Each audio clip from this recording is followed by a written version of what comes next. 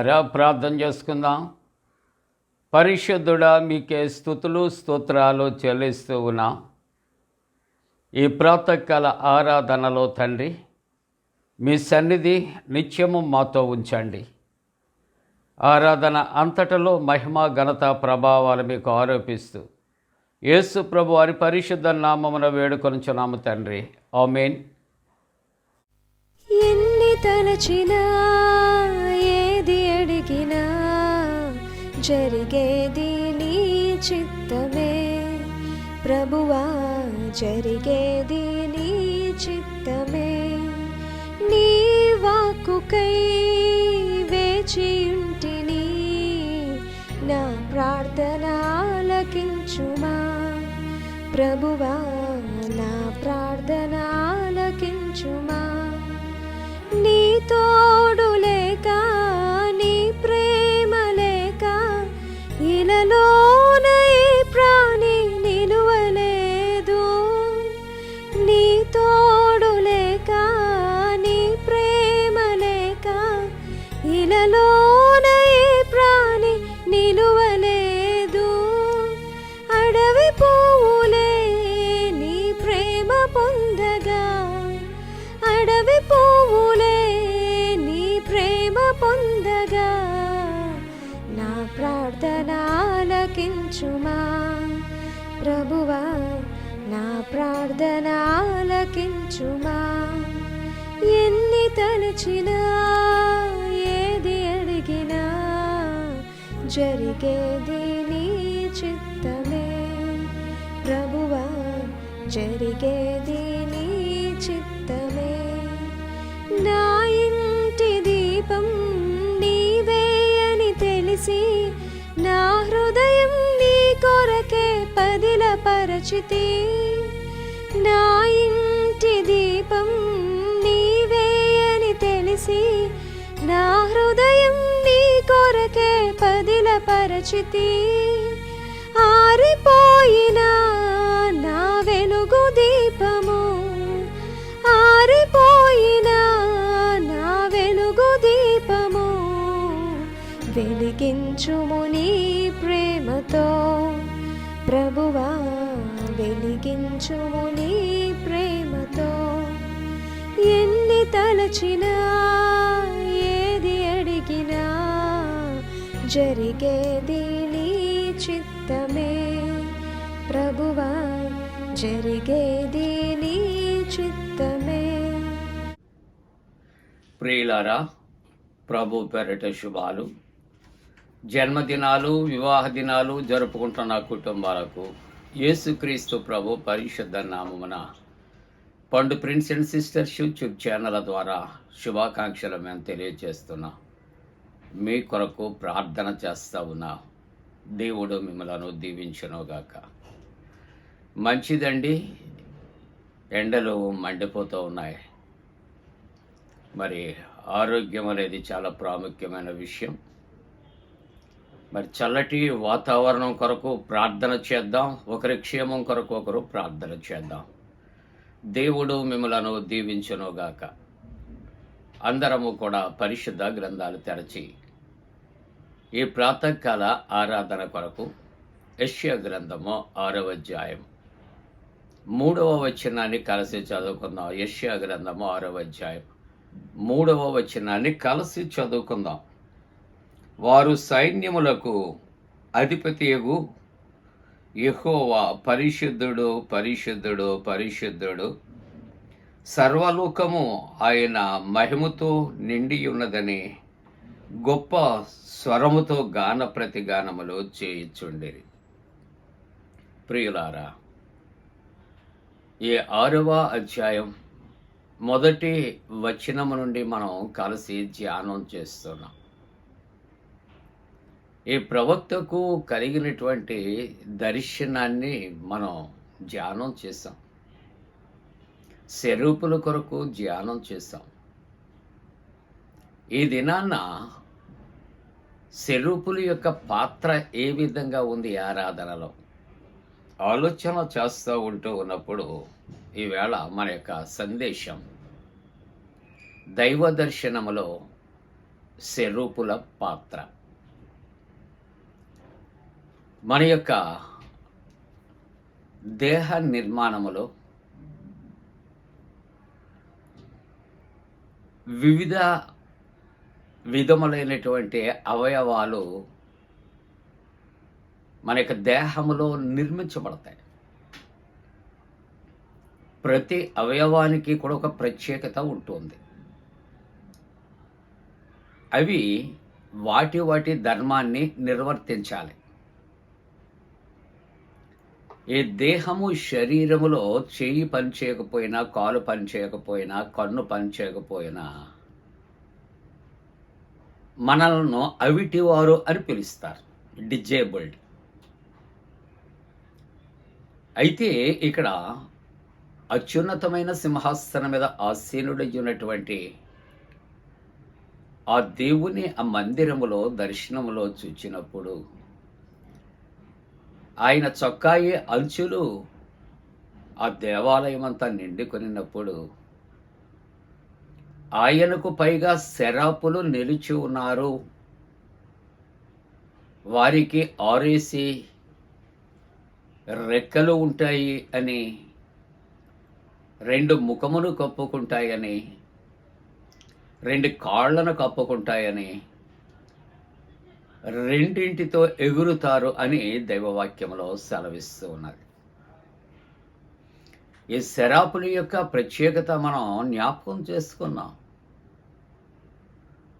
ఆ శరీరము అంతటా చుట్టూ, అలాగే రెక్కలలో కూడా కన్నులు ఉంటాయి అని ప్రకటన 4:8 మనం చదువుకున్నాం.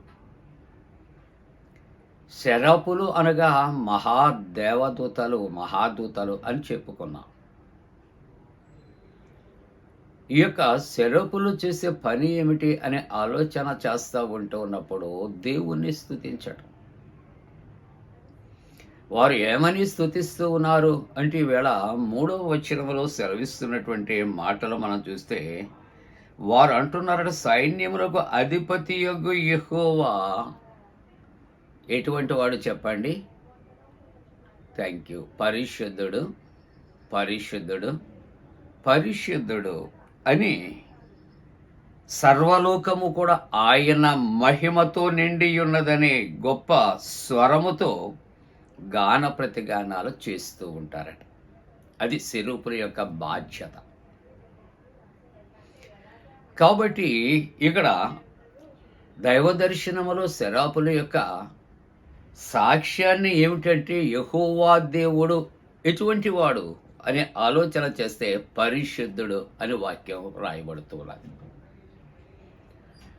లేఖనాన్ని మనం ఒకసారి పరిశీలన చేస్తున్నప్పుడు ఇక్కడ అతి పరిశుద్ధత అనే మాటలు వాడటానికి బదులుగా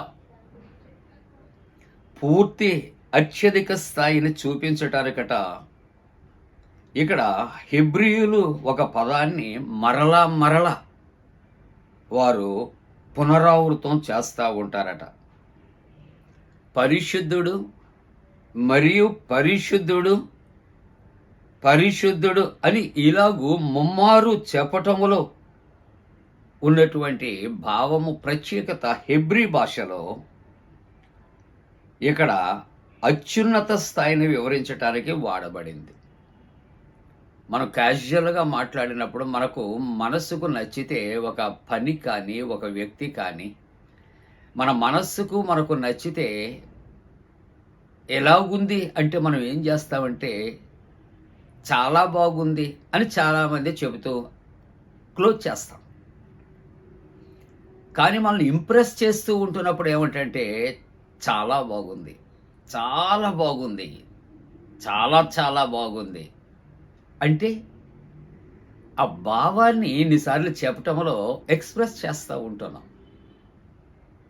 అందుకని ఈ యొక్క హెబ్రీ భాషలో ఇక్కడ ఈ మాటకు అత్యున్నతమైనటువంటి స్థాయిని ఆపాదించటానికి వాడబడినటువంటి పదము పరిశుద్ధుడు, పరిశుద్ధుడు, పరిశుద్ధుడు. ఇశ్రాయేల్ యొక్క పరిశుద్ధ దేవుడు అంటూ ప్రభువును గురించి వ్రాయబడింది. ప్రియులారా, దైవ లేఖనాన్ని చూస్తూ ఉన్నప్పుడు లేవీకాండం 19వ అధ్యాయం 12వ వచనంలో చూస్తే, మరియు యెహోవా మోషేకు ఇలాగ సెలవిస్తున్నాడు, ఇశ్రాయేలు ఆయన సర్వ సమాజములో నీవు ఈ మాట చెప్పాలి. ఈయనట పరిశుద్ధుడు, మీ దేవుడైనటువంటి యెహోవాగునకు నేను పరిశుద్ధుడనయ్యున్నాను. ఇశ్రాయేలు దేవుడైనటువంటి యెహోవా పరిశుద్ధుడు కాబట్టి మోషేతో చెప్తున్నాడు, సర్వ ఈ యొక్క జన సమూహం ఈ మాటలు చెప్పాలి. మీ దేవుడు యెహోవా పరిశుద్ధుడు. అవును ప్రియులారా, లేవీకాండం 14వ అధ్యాయం 44వ వచనంలో, నేను దేవుడైనటువంటి యెహోవాను. అందుకనే దేవుని వాక్యం అంటది, నీ దేవుడైన యెహోవాను నేనే, నేను తప్ప వేరొక దేవుడు లేడు అని చాలా ఖండితంగా చెప్తూ ఉన్నాను. అంతేకాకుండా నేను పరిశుద్ధుడను గనుక మీరు పరిశుద్ధుడయ్యుండునట్లు, ఈ మాట పేతురు పత్రికలో ప్రభు అంటాడు, నేను పరిశుద్ధుడను, నా ప్రజలు, నా బిడ్డలు, నా సొత్తు, నా జనాంగము కాబట్టి మీరు కూడా నా వలె పరిశుద్ధులుగా ఉండాలి అని ప్రభు చెప్తున్నాడు. తండ్రి నా యెహోవా దేవుడు ఆయన అంటాడు, నేనును ఇదిగో దేవుడైనటువంటి యెహోవాను, నేను పరిశుద్ధుడను కనుక మీరు పరిశుద్ధుడై ఉండునట్లు మిమ్ముని మీరు ఏం చేసుకోవాలి? పరిశుద్ధపరచుకోవాలి, పరిశుభ్రపరుచుకోవాలి. 99వ కీర్తన 3వ వచనంలో ఇక్కడ ఆయన భయంకరమైన నీ గొప్ప నామమును వారు స్తుతించెదరు. అలాగనే ఇక్కడ యెహోవా ఆయన పరిశుద్ధుడు. అలాగే చివరిగా 99వ సంకీర్తన 5వ వచనంలో చూస్తూ ఉన్నప్పుడు మన దేవుడైన యెహోవాను ఏం చేయాలండి? ఘనపరచవలసినటువంటి అవసరం. ఎందుకు అని ఆలోచన చేస్తే మనము ఆయన పరిశుద్ధుడు, ఆయన పాదపీఠం ఎదుట సాగిలపడాలి, ఘనపరచాలి, సాగిలపడాలి. ఎందుకంటే ఆయన పరిశుద్ధుడు. అందుకని ఆయనకు పైగా నిలిచి ఉన్నటువంటి ఆ యొక్క శరాపులు పరిశుద్ధుడు, పరిశుద్ధుడు, పరిశుద్ధుడు అని గాన ప్రతిగానాలు వారు చేస్తూ ఉంటుండగా ఇక్కడ ప్రవక్త దర్శనములో ఆ గొప్ప భాగ్యాన్ని కనులారా తాను తిలకించాడు. ఈ ఉదయకాలపు ఆరాధనలో మన జీవితంలో కూడా ఏదో నామినల్గా, క్యాజువల్గా, ట్రెడిషనల్గా కాదు, ఇది అయిపోయింది అని కాదు, కానీ మన కన్నులారా ఆయనను మనం చూడాలి, మనము నోటియారా ఆయనను స్తుతించాలి, ఆయన మాటలు చెవులారా మనం వినాలి. అలా చేయటానికి దేవుడు తన పరిశుద్ధాత్మ కూడిన మనపై మెండుగా కుమ్మరించునుగాక. ఆమేన్. ప్రార్థన. పరిశుద్ధుడా నీకు వందనాలు నాయనా. ఇదిగో ప్రభా, మహాదూతలుగా ఉన్నటువంటి స్వరూపులు నీకు పైగా నిలిచి పరిశుద్ధుడు, పరిశుద్ధుడు, పరిశుద్ధుడని నాయన స్తుతిస్తూ ఉన్నారు. ఆ గొప్ప భాగ్యాన్ని నాయన మేమును కూడా కలిగి నిన్ను స్తుతించి ఆరాధించటానికి నీ కొరకు నాయన మేము సాక్ష్యం ఇవ్వటానికి కృప చేయమని, పరీక్షలు రాస్తున్న బిడ్డలకు జయము, రాసిన బిడ్డలకు జయము కలుగు చేయమని, స్వస్థతలు, రక్షణ కలుగు చేయమని యేసు ప్రభు దివ్య నామమున వేడుకొంచున్నాం తండ్రి. ఆమేన్. పరలోకమందున మా తండ్రి, నీ నామం పరిశుద్ధపరచబడనుగాక, నీ రాజ్యం వచ్చునుగాక, నీ చిత్తం పరలోకమందున వేర్చినట్టు భూమి అందు నెరవేరునుగాక. మా ఇందిన ఆహారం నేడు మా దయచే, మా ఎడల అపరాధం చేసిన వారికి క్షమించిన ప్రకారముల ప్రథమ క్షమించము, శోధంలోని తెక్క కీడును తప్పించము. రాజ్యము, శక్తి, మహిమ నిరంతరము నీవే ఉన్నవి.